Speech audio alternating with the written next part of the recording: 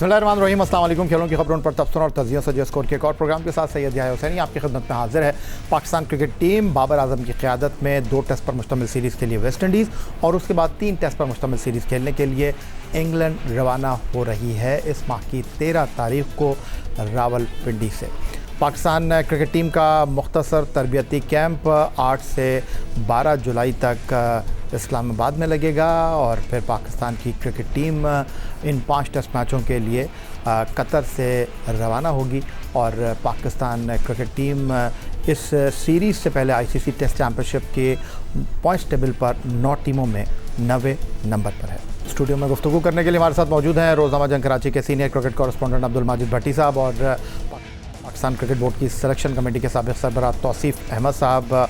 पाक के दौरे वेस्ट इंडीज़ और इंग्लैंड के इंतखाब के हवाले से गुफ्तगू की जा रही है, कप्तान की तब्दीली के हवाले से बातचीत हो रही है और आज स्टूडियो में हमारे साथ 2 मुअज़्ज़ज़ मेहमान मौजूद हैं। पहले चलते हैं पाकिस्तान क्रिकेट बोर्ड की सिलेक्शन कमेटी के साबिक़ सरबराह तौसीफ़ अहमद साहब की तरफ। तौसीफ़ अहमद साहब, एक तरफ क्रिकेट बोर्ड ये कह रहा है कि हम कॉम्प्रोमाइज़ नहीं करेंगे, फ़र्स्ट क्लास क्रिकेट आपको खेलना पड़ेगी, और जब मिसबाह उल हक प्रेस कॉन्फ्रेंस कर रहे थे और मैं चाहूँगा कि हमारी टीम मिसबाह उल हक ने जो प्रेस कॉन्फ्रेंस में कहा अब वो अगर यहाँ पर दिखा सकें तो फिर हम मज़ीद इस हवाले से गुफ्तगू कर सकते हैं। मिसबाह उल हक का कहना यह था कि शाहीन आफरीदियों इसीलिए टेस्ट टीम में शामिल नहीं किया गया कि वो फ़र्स्ट क्लास क्रिकेट नहीं खेलते, और हैरान कुन तौर पर बाबर आजम जो 6 साल से फ़र्स्ट क्लास क्रिकेट नहीं खेल रहे उनको टेस्ट टीम का कप्तान बना दिया गया। देखेंगे, ये किसी एक टीम के अनाउंस किसी का कैरियर ख़त्म होता है ना, उस पर फुल स्टॉप होता है। ये तो आगे आप देखते हैं कि वो प्लेयर कैसे परफॉर्म कर रहा है, उसकी कहाँ ज़रूरत है। नसीम के लिए तो मेरे ख़्याल में सीधा जो है वो नज़र आ रहा है कि अभी सीज़न आएगा, खेलेगा, अपने आप को प्रूव करेगा, तो उसका कहीं पे भी आपको ज़रूरत पड़ सकती है। अभी तो शाहीन या नसीम को ना पिक करने की यही वजह है कि वो अभी ना वो 4 डे खेल रहे हैं, ना उस तरह उनका वर्कलोड पूरा है, और इस वजह से थोड़ा सा जिन लोगों ने फर्स्ट क्लास खेली है उनको प्रेफर किया। नुमान के लिए भी मेरे ख्याल में स्टिल ओपन है, कहीं भी उसकी ज़रूरत पड़ेगी ज़रूर उसकी सिलेक्शन भी हो सकती है। ये बातें, ये गुफ्तगू हम कई सालों से सुनते आ रहे हैं। अगर किसी को ड्रॉप करना है तो कहना चाहिए कि जनाब ख़राब कारकर्दगी की वजह से ड्रॉप किया है। अगर किसी को टीम में नहीं लेना तो सीधा कहना चाहिए कि जाए वो फ़र्स्ट क्लास क्रिकेट खेले और अपने आप को मनवाए, लेकिन घूम फिर कर जो बातें की जाती हैं। तौसीफ़ अहमद साहब क्या कहना चाहेंगे? जी हाँ, यहाँ तज़ाद है और ज़ाहिर है आकिब और इस वक्त मिसबाह और ज़ाहिर तीसरे जो बैठे हैं वो तो ना होने के बराबर ही हैं, और ज़ाहिर है असद शफ़ीक की बात कर रहे हैं आप? असद शफ़ीक की बात कर रहा हूँ, और आई थिंक मुझे स्क्रीन पे अभी जो है वो सरफराज नज़र नहीं आया, हालांकि मुझे याद है कि सरफराज को बैठना चाहिए था रेड बॉल के उसमें भी, और वो मेन पर्सन है क्योंकि जो कोच होता है उसकी बहुत से होती है। ज़ाहिर माइक हैसन को देख लीजिए ना, वो भी तो ये बात फर्स्ट क्लास की और इसकी उसकी बातें कर रहे थे ना कि नहीं खेलने देंगे। तो ये तो तज़ाद तो इनमें पहले मौजूद है। अब जिनकी ये बातें कर रहे हैं, आपने बिल्कुल ठीक कहा, तो सीधा कह दें जी हम ड्रॉप कर रहे हैं, और आप जिनको लेके जा रहे हो, और जाहिर है कि आप जिनको लेके जा रहे हो वो आप 115, 120, 125 से ज़्यादा तो नहीं है। आप वेस्ट इंडीज़ का में आपको मुश्किल क्रिकेट मिलेगी, क्योंकि हम देख रहे हैं उनके यहाँ तो वो 500, 550 से कम तो बात ही नहीं कर रहे हैं अभी जो श्रीलंका के ख़िलाफ़ कर रहा है वो। तो आई थिंक मेरा ख्याल ये जो आपने ख़ुद अल्फाज इस्तेमाल किए कि पता नहीं कब से हम ये कह रहे हैं, बिल्कुल ठीक बात है। आपका फोकस नहीं है, आप करवा नहीं सकते, इम्प्लीमेंट नहीं करवा सकते किसी से, बहुत मुश्किल है, क्योंकि पावर है ना लोगों में, तो आप इम्प्लीमेंट नहीं करा सकते, और आप बना देना एक क्राइटेरिया। और मेरा ख्याल है कि ये हमारे यहाँ तो हमेशा जो है ना बीच में चेयरमैन ज़रूर आ जाते थे इस मामले में, और दायरे बैठ के बाद अब हमारे चेयरमैन के पास इतना टाइम नहीं, और हो सकता है उनको जो ब्रीफ़ कर रहे हैं वो जो भी है, लेकिन जो भी ब्रीफ़ कर रहे हैं वो बहुत ही ख़राब ब्रीफ़ कर रहे हैं, क्योंकि आके जो बातें कर रहे हैं क्योंकि उनको बिठाया गया कि भाई जाओ जाके जवाब दो चीज़ों पे, और वो जाते हैं कभी किसी चैनल पे, और जब उनसे क्रॉस क्वेश्चन ऐसा होता है तो अजीब बातें करते हैं। यानी कि आप यार जिस पोस्ट पे बैठे हो शान का ही वो ले लीजिए। आप कह रहे हो कि उनकी ये परफॉर्मेंस वो इसमें ठीक नहीं थे, उसमें ठीक नहीं थे एक चैनल पे, और आपने बैठ के उनकी बुराइयां कर दी। ये कैसे यार, आप कैसे मैनेजमेंट के आदमी हो कि उसके जी वो नहीं लेते थे और क्या नाम है उनको देखते रहते थे। खाली इस टाइप की बातें उन्होंने जो डिसीजन नहीं ले पा रहे थे कोई ग्राउंड के अंदर। ये क्या बात की, ये तो तुम गलत बात कर रहे हो ना। होता भी है ना कुछ तो आप थोड़ा सा तरीके से करते हैं, ठीक है। उसकी परफॉर्मेंस इतनी 16 में से 12 हारे या जो भी हुआ वो सबके सामने, मगर इस तरह आप हटाने की बात की है तो मेरे हिसाब से तो आप, मुझे ऐसा लग रहा है कि आप लोगों के प्लान यही हैं कि किसको उठा के फेंक देना है बाहर और किसको ले आना है, वो आप सामने काम कर रहे हैं। आपने खुद कहा कि बाबर तौसीफ अहमद साहब की गुफ्तगू आपने सुनी, अब्दुल माजिद भट्टी साहब और तौसीफ अहमद साहब नज़र आ रहे हैं और उनका कहना यह है कि अगर आप कोई फ़ैसला कर रहे हैं तो फ़ैसले की कोई बुनियाद होनी चाहिए, आपके पास दलाइल होने चाहिए। आप वजह फरमा रहे हैं, इसमें कोई दो राय नहीं है। लेकिन जो सबसे बड़ा प्रॉब्लम इस वक्त दिखाई दे रहा है, माजिद भट्टी साहब, आप कई press conference Pakistan cricket board की कवर कर चुके हैं। जो ये प्रेस कॉन्फ्रेंस हुई है असद शफीक, आकिब जावेद एंड मिसबाउल हक की, इसमें तो ऐसा लगा कि चार्जशीट दी गई है शान मसूद को। मौजूदा क्रिकेट बोर्ड ने जितनी भी प्रेस कॉन्फ्रेंस की है, किसी को उन्होंने मोरद इल्ज़ाम नहीं ठहराया। लेकिन जिस तरह ये प्रेस कॉन्फ्रेंस की गई कि रिव्यू नहीं ले रहे थे, टीम गलत खेल रही थी, टॉस का फ़ैसला कप्तान को करना पड़ता है, अच्छी पार्टनरशिप लग गई, तो ऐसा लगा कि होमवर्क जो था वो सिर्फ़ और सिर्फ शान मसूद के हवाले से था। देखें, बहुत ज़्यादा या हमारे जो उस्ताद हैं सहाफ़त के, वो हमें यही कहते थे कि भाई जितना कम बोलोगे उतना आपका फंसने का चांस कम होगा। अब आकिब जावेद कम से कम, अगर मैं गलत नहीं कह रहा, मुख्तलिफ़ न्यूज़ चैनल्स पर, जिसमें आपके भी एक शो में वो थे, उन्होंने 10 के करीब इंटरव्यू दिए और आज पीसीबी ने उनकी एक और पॉडकास्ट इशू की है। तो मतलब इतना ज़्यादा बोलना, अपने उस कप्तान को आप क्रिटिसाइज़ कर रहे हैं जो 3 साल पाकिस्तान के कप्तान रहे और आप उनके हेड कोच रहे। अगर शान मसूद में इतनी बुराइयां थीं तो आप शान मसूद को आपने 16 टेस्ट मैच क्यों दिए? आप तो बात कर रहे हैं आपसे 1.5 साल पहले की ना, साउथ अफ्रीका के टूर की, तो आप शान मसूद को हटा देते। फिर आपने शान मसूद को इतना मौका क्यों दिया? मेरे ख्याल में ये एक गलत तासुर बार बार देने की कोशिश की जा रही है। आपने टीम अनाउंस की, आपने बता दिया कि ये वजूहात थी, इस वजूहात की वजह से हमने इनको हटाया, इन वजूहात की वजह से बाबर आजम को लेकर आए। उसके बाद फिर इंटरव्यू देना और उस कप्तान को जिसको आज आपने हटाया है, दुनिया में बहुत सारे कप्तान हटते हैं, कोई पहली बार नहीं हटा, लेकिन इस तरह कप्तान को चार्जशीट देना, तो आप भी तो 3 साल से क्रिकेट बोर्ड के सेटअप के साथ हैं, आपको चार्जशीट कौन देगा? मेरे ख्याल में मोहसिन नकवी साहब को इन चीज़ों को देखना पड़ेगा, मीडिया पॉलिसी को, पीसीबी को रिव्यू करना पड़ेगा कि इस मीडिया पॉलिसी के साथ पाकिस्तान क्रिकेट का मजाक उड़ेगा। देखें, आप बार बार कह रहे हैं डोमेस्टिक क्रिकेट खेलें, भाई आपने एक पॉलिसी बना दी ना, अब जो उसको वायलेट करेगा उसके खिलाफ एक्शन ले। लास्ट ईयर भी आप यही बात कर रहे थे, लड़कों ने तो डोमेस्टिक क्रिकेट नहीं खेली, तो लिहाजा कम बोलें, कारकर्दगी पे तवज्जो दें। देखें, जितना भी आप बोल जाएं या इससे कोई फ़र्क नहीं पड़ना।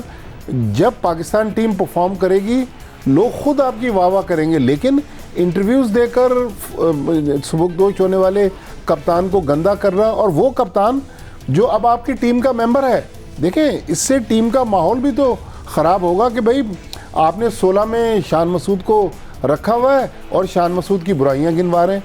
ठीक है भाई, शान मसूद ने जहां रिव्यू नहीं लिया था, पीछे मोहम्मद रिजवान खड़े हुए थे, उन्होंने भी शान मसूद को नहीं बताया, जो बॉलर थे उन्होंने भी नहीं बताया।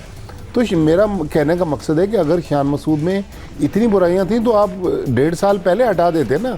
आज 1.5 साल बाद मलबा हर चीज़ का शान मसूद पर डालकर पाकिस्तान क्रिकेट को देखें, ये कीचड़ है जिसको हम अपने ऊपर मलने की कोशिश कर रहे हैं। मेरे ख्याल में बहुत ज़्यादा बयानबाजी से आकिब जावेद साहब गुरेज करें। तौसीफ अहमद और अब्दुल माजिद भट्टी स्टूडियो में हमारे साथ मौजूद हैं मज़ीद बातचीत के बाद।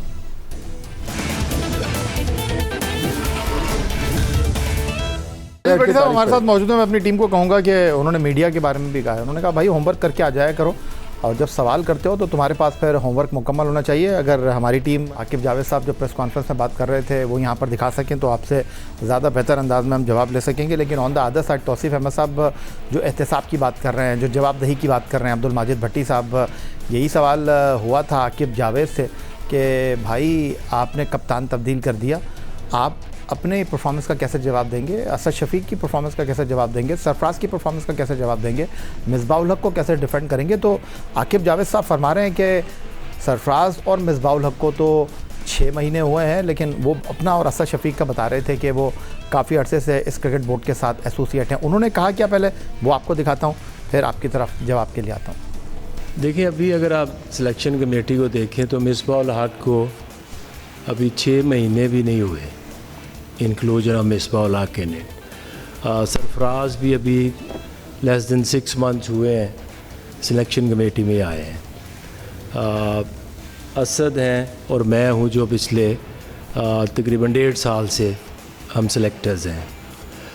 और मैंने पिछले दिन भी एक बात की थी कि आपका जो पैरामीटर्स हैं कि जी पिछले 1.5 साल में वर्स्ट परफॉर्मेंस आई है, तो ज़रा प्लीज़ आप सारे रिसर्च करें, नंबर्स मिलाएं एक एक चीज़ की। इंग्लैंड के टेस्ट मैच से हमने शुरू किया था मुल्तान में, वहाँ से अब तक आप रिसर्च करें T20 परफॉर्मेंस, वनडे परफॉर्मेंस और टेस्ट मैचेस। इस दौरान जो हम कह रहे हैं ना कि जी वर्स्ट परफॉर्मेंस आ गई है, ज़रा वो भी उसको देखें और फिर उसके ऊपर अब जब भी चाहेंगे मैं आपके साथ बैठ के उसके ऊपर बात करने को रेडी हूँ। जी, आकिब जावेद साहब तो कह रहे हैं कि मैं हर चीज़ का जवाब देने के लिए तैयार हूँ, लेकिन तौसीफ अहमद साहब आप ही जवाब दे दीजिए कि जब Aqib Javed selection committee decision maker के ऊपर सवाल उठा तो उन्होंने कहा कि किसी को 6 महीने हुए हैं, और उन्होंने बात को गोलमोल कर दिया और उन्होंने कहा कि भाई ये क्या आप बात कर रहे हैं कि पाकिस्तान क्रिकेट की टीम की जो परफॉर्मेंस है वो बदतरीन परफॉर्मेंस है। वो तो कह रहे हैं ऐसा कुछ भी नहीं है। देखिए, वो अभी बिठा तो दिया है उन्होंने बहुत से चैनल्स पे जाके, मगर वो खैर कुछ ने तो लिहाज मुरवत की है, क्रॉस क्वेश्चन नहीं कर सके। एक चैनल ने काफ़ी इन पे वो बातें भी की और उसके बाद ये आएँ बाएँ शाएँ करते रहे। एक्चुअल क्या है, इनके हाथ में कोई चीज़ दे दी गई है कि भाई तुमने जो करना है करो भाई, तो ये उस पर जो है वो कर रहे हैं, अमल दरामद कर रहे हैं। और बात ये है कि देखिए, टीम जब हारती है ना, तो ये जो जिस पोस्ट पे ये लोग बैठे हैं ना, वो भी उड़ जाती है यूं करके। इसका मतलब ये है कि आप जो है, आप तो बैठे ही किसी के कंधे के ऊपर आन के हो, और आप पहले नहीं आए, पहले भी आपने आन के जो की। और क्या मैं आपके साथ नहीं खेला, मैं खेला हूँ, न्यूजीलैंड में भी आपके साथ खेला हूँ और कई जगह पे मैं आपके साथ रहा हूँ, मैं आपको देखता रहा हूँ काफ़ी कुछ। और उसके बाद आए भी थे आप, आने के बाद आपने कौन से झंडे गाड़ दिए थे। आपकी पोस्ट, आपकी एक्चुअल पोजीशन क्या है? आपकी पोजीशन ये है कि आप एक फास्ट बॉलर थे, और इस वक्त फास्ट बॉलर का इतना फ़क़दान पड़ा हुआ है कि आप सोच भी नहीं सकते हैं। तो भाई जाओ, जाके फाल के लाओ। यहाँ कहाँ बैठ गए हो आप आन के? यहाँ बैठने का आपको बस यही है। अच्छा, फिर सोने पे सुहागा। अब ये शुरू कर दिया कि जी वो मशीनें ले आए उठा के। और भाई ठंडे कमरों से, वैसे ही लोग कह रहे थे कि ठंडे कमरों से बाहर निकलो, आप लड़कों को भी ठंडे कमरों में ला के डाल दिया आपने। और वो जो बॉलिंग मशीन की बात की जिसको कह रहे थे फर्स्ट टाइम हमने लगाई है, वो तो एक क्लब में भी लगी हुई है इंग्लैंड में कहीं पे। ये अजीब अजीब बात है। और फिर क्या भाई देखिए, इसलिए होती हैं वो चीज़ें, मैं ज़रा सा उससे हट रहा हूँ कि वो इसलिए होती हैं ये बॉलिंग मशीन्स और ये, कि ऐसी जगहों पे जहाँ पे वेदर ठीक ना हो, बारिश हो रही हो कहीं हो, तो आपको एक फैसिलिटीज़ और कराते हैं लोग, रेंट पे देख के भी करते हैं, हर जगह होती है। आप तो जाके वहाँ पे मज़े करते हो, आपकी लाइटें जल रही होती हैं अंदर, क्या मैंने नहीं देखा? किस तरह आप यूज़ कर रहे थे उस NCA को और इंडोर को, किस तरह यूज़ कर रहे थे मुझे पता है ना। आप वहीं सुबह बैठते थे, सारे लोग, खैर ये नहीं, सारे लोग आन के आते वहाँ, सुबह से आए, खाना पीना नहाना धोना, पता नहीं क्या। अरे भाई घर चले जाओ, छोड़ो, घर नहीं है क्या? बात यह है कि आप जो दे रहे हो ना, वो बिल्कुल गलत दे रहे हो। आप दूसरों पे ब्लेम गेम डाल रहे हो सारा कुछ। और आप अभी बात करो, आप जाके फास्ट बॉलर ढूंढ के लाओ ना यार। मैं इंतहाई अदब के साथ आपके साथ सामने ये सवाल रख रहा हूँ। आप आकिब जावेद साहब को कह रहे हैं कि जी आप फास्ट बॉलर हैं, बिल्कुल ठीक कहा कि आप फास्ट बॉलर ढूंढिए। आप कहाँ नेशनल क्रिकेट एकेडमी में बैठे हुए हैं? माजी में आप भी इस जगह पर मौजूद थे, आप सिलेक्शन कमेटी का हिस्सा रहे, आप चीफ सिलेक्टर रहे, और आपका बड़ा नाम है पाकिस्तान क्रिकेट में। आज से कुछ 39 बरस पहले इकबाल कासिम के साथ आपने वो किया पड़ोसी मुल्क भारत में जाकर, जो इससे पहले कभी हमने देखा नहीं था। आपने बेंगलुरु में इमरान खान साहब की क़यादत में पाकिस्तान को एक टेस्ट मैच जिताया, हम 5 टेस्ट मैचों की सीरीज़ जीते। लेकिन आपके दौर में भी तो आप खुद स्पिनर थे, और स्पिनर का जो है फुकदान हुआ हुआ।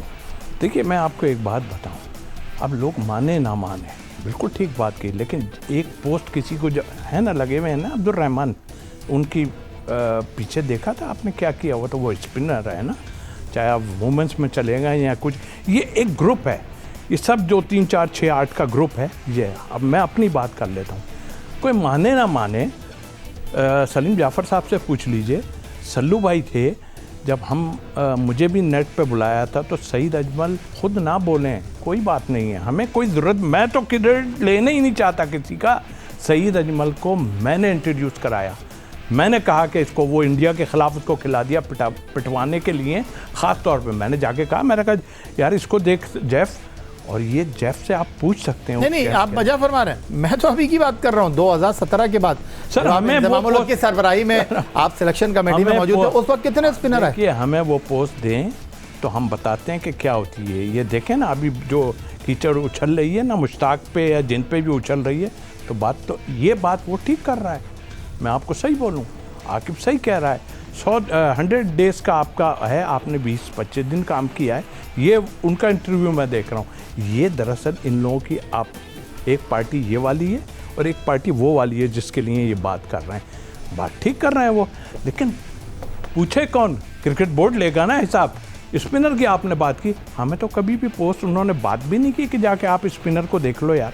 एक कैंप में बुलाया था, वो भी बाद में बुलाया गया, मैं नहीं था उस कैंप में, तो ये पूछते थोड़ी हैं। ठीक है, एक टीवी पे बात करता है, एक टीवी पे बात करता है, फलां को ले लें, वो बहुत अच्छा, चलो अच्छी बात है, आपने मेरा काम सवाल करना है और आपने जवाब दिया। अब्दुल माजिद भट्टी साहब, सहाफ़ी का काम सवाल करना है और ओहदेदार का काम जवाब देना है, लेकिन जब सवाल सच्चा हो, सवाल दलाइल के साथ हो, तो फिर जवाब है कि भाई आप होमवर्क करके आया करें। और प्रेस कॉन्फ्रेंस में आकिब जावेद साहब ने एक सीनियर सहाफ़ी के सवाल के जवाब में ये कहा, पहले मैं आपको दिखाता हूँ फिर आपकी तरफ आता हूँ। ये भी ज़रूरी है कि आप थोड़ा सा यार उसकी रिसर्च कर लिया करें कि क्या जो मैं बात कर रहा हूँ, क्या ये जो आईसीसी इवेंट्स की बात इतनी ही सिंपल है कि अब 92 वर्ल्ड कप के बाद आपने को 50 ओवर का वर्ल्ड कप जीता है, तो ये ना तो मैं आपको ये गारंटी दे सकता हूँ कि जी अगला 50 ओवर वर्ल्ड कप है ना वो पाकिस्तान जीतेगा। आपने फिर कहा कि जी जो टीमें यहाँ पे आती हैं वो लेसर स्ट्रेंथन्स होती हैं, क्या इंग्लैंड की टीम कमज़ोर थी जो यहाँ आई? क्या साउथ अफ्रीका की टीम यहाँ आई है जिसने टेस्ट खेला, जिसने वनडे खेला, जिसने T20 खेला, क्या वो कमज़ोर थी? ये आप ऐसी बात करके मतलब क्यों करते हैं? हम क्या इस मुल्क की क्रिकेट को नीचे ले जाने के लिए सारी मेहनत कर रहे हैं, या हम कोशिश कर रहे हैं कि किस तरह से, अगर आप बाईलैटरल आप जीतोगे नहीं तो आपने बाय द वे इसका जिक्र ज़रूर कर देना कि जो अच्छी भी चीज़ें हुई हैं बाईलैटरल में, जब तक आपकी रैंकिंग ऊपर नहीं जाएगी। अब आपकी वनडे में 5वीं रैंकिंग है, मैं समझता हूँ कि अभी भी हमारा क्लेम नहीं बनता जब तक कि हम टॉप 3, 2, 4 में ना पहुँचें। अब 8-10वें नंबर की टीम होते हैं और हमारी ख्वाहिश होती है कि हम वर्ल्ड कप जीत जाएं। बाईलैटरल ही ये डिसाइड करती हैं कि आपका अगले वर्ल्ड कप में चांस कितना है। जी अब्दुल माजिद भट्टी साहब, आकिब जावेद साहब तो फरमा रहे हैं कि आप अगर आईसीसी दर्जा बंदी में टॉप 4 टीमों में नहीं हैं तो फिर आप भूल ही जाएं, लेकिन मेरा बहुत सिंपल सवाल है कि 1992 में जब पाकिस्तान इमरान खान की क़यादत में 5वां आलमी कप क्रिकेट टूर्नामेंट जीता तो पाकिस्तान क्या हॉट फेवरेट था। 2009 में यूनुस खान की क़यादत में इंग्लैंड में आईसीसी वर्ल्ड T20 का टाइटल जीता, तो क्या आईसीसी दर्जा बंदी में पाकिस्तान पहली 4 टीमों में था। और 2017 में जब पाकिस्तान सरफराज अहमद की क़यादत में आईसीसी चैम्पियंस ट्रॉफ़ी जीता तो क्या टीम पाकिस्तान फेवरेट थी? वहाँ पर क्या कुछ हुआ, वो उससे जीता, ये इससे हारा और फिर हम चैम्पियन बन गए, ऐसा ही हुआ? जी हाँ बिल्कुल। पाकिस्तान तीनों जो आईसीसी के पाकिस्तान ने बड़े टाइटल जीते हैं, मुझे आज भी याद है कि लाहौर में जब 92 वर्ल्ड कप का कैंप लगा हुआ था तो इमरान खान ने एक मीडिया टॉक में कहा था कि भाई इस टीम से आप वर्ल्ड कप जीतने की तवक्को ना रखें। तो आकिब जावेद साहब अभी भी कह रहे हैं कि आप इस टीम से उम्मीद ना रखें। तो मेरा आकिब जावेद को, हमारे दोस्त हैं, मशवरा यही है कि भाई देखें, सहाफ़ी का सवाल करना है। उन्होंने सवाल कर लिया, आप उसका जवाब दे दें, वरना नो कमेंट करके आगे बढ़ जाएं। लेकिन आज आप बड़े मनसब पे बैठे हुए हैं, अगर किसी सहाफ़ी को ह्यूमिलेट करेंगे तो ये भी सोच लें कि ये कुर्सी जो है ये आपको हमेशा नहीं मिलनी, ये कुर्सी आने जानी चीज़ है। लिहाजा मुझे आज भी याद है, अब से कोई 3-1 साल पहले आकिब जावेद हमारे इसी प्लेटफॉर्म पर इसी स्टूडियो में हमारे साथ बैठकर प्रोग्राम किया करते थे। तो देखें, किसी भी सहाफ़ी की इंसल्ट करना या उसको ये कह देना कि आप बग़ैर होमवर्क के आएँ, हो सकता है कि उस सहाफ़ी का होमवर्क ना हो, लेकिन कई बार आकिब जावेद साहब आज जो दावे कर रहे हैं, माजी में उनके दावे देख लें। वो अपने साथी क्रिकेटर्स को भी कह रहे हैं कि आप ठंडे कमरों से निकलें। तो भाई अभी तो तौसीफ अहमद साहब तो उनके साथ क्रिकेट खेले हुए ना, ये भी तो कह रहे हैं आकिब जावेद साहब को कि भाई आप भी ठंडे कमरों से निकलें। अगर बॉलिंग मशीनों से कोई बॉलर बनना हो या कोई बैट्समैन बनना हो, तो यहाँ तो हर अमीर आदमी ने अपने घर में बॉलिंग मशीनें ख़रीद कर अपने बच्चों को दी हुई हैं, वो तो बड़े क्रिकेटर नहीं बन रहे। लिहाजा मेरा ख्याल में क्रिकेट है, ये इसमें कोई शक नहीं कि हमारी क्रिकेट आज बुरे दौर से गुज़र रही है। हम सब की भी ख्वाहिश है, और मैं कभी भी सिलेक्शन कमेटी की आकिब, मिसबाह, असद शफीक, सरफराज, इनकी नीयत पे नहीं शक करा। हो सकता है उनकी नीयत साफ़ हो, हम लोग उनको गलत समझ रहे हों, लेकिन आपकी परफॉर्मेंस बोलनी चाहिए ना। लेकिन आप जो इतना ज़्यादा बोल रहे हैं और सहाफ़ियों को ह्यूमिलेट कर रहे हैं, मेरे ख्याल में ये गैर मुनासिब है। देखिए, मैं भट्टी साहब ने अपनी बात ख़त्म की। मैं आपको बताऊं, इस वक्त इनका लुब्बे लुआब टीवी पे आन के बैठने का, ये उधर से निकले इतनी देर में तो बड़ी सिलेक्शन कमेटी उखड़ जाती है, बाहर फेंक देते हैं उसे उठा के। आप तो बैठे हो यार, बड़े खुशकिस्मत हो, और जाहिर जिस वजह से भी बैठे हो। देखें, अभी जो आए ना, ये आन के एक चैनल पे इन्होंने कहा जी मेरा अहम वोट ग्रास रूट, और वो नीचे की ये और नीचे का वो, 3 से 4 साल लगेंगे। तो असल में तो वो 3-4 साल रुकने की बात कर रहे हैं कि मुझे दो भाई, 3-4 साल दो, नीचे दो। अभी जैसे वहाब रियाज घूम के चक्कर मार के कहीं से कहीं चले गए, तो ये भी चाह रहे हैं कि कुछ ऐसा हो। जाहिर है इनका ज़रा वो तगड़ा है, तो काम कर रहे हैं। बहुत शुक्रिया आपका। तौसीफ अहमद साहब, पाकिस्तान क्रिकेट बोर्ड की सिलेक्शन कमेटी के साबिक सरबराह और सीनियर स्पोर्ट्स जर्नलिस्ट, जंग कराची के क्रिकेट कॉरेस्पॉन्डेंट अब्दुल माजिद भट्टी साहब की गुफ्तगू आपने सुनी। यही आज का हमारा प्रोग्राम था। एक्स अकाउंट पर आप हमें फॉलो कर सकते हैं, ईमेल कर सकते हैं, अपनी राय से आगाह कर सकते हैं score@geo.tv पर। इस दुआ, इस उम्मीद, इस तवक्को के साथ कि पाकिस्तान में खेलों खिलाड़ी तरक्की करते रहें, सैयद याहिया हुसैनी को स्कोर की पूरी टीम के साथ अगले प्रोग्राम तक के लिए इजाज़त दीजिए। अल्लाह हाफ़िज़।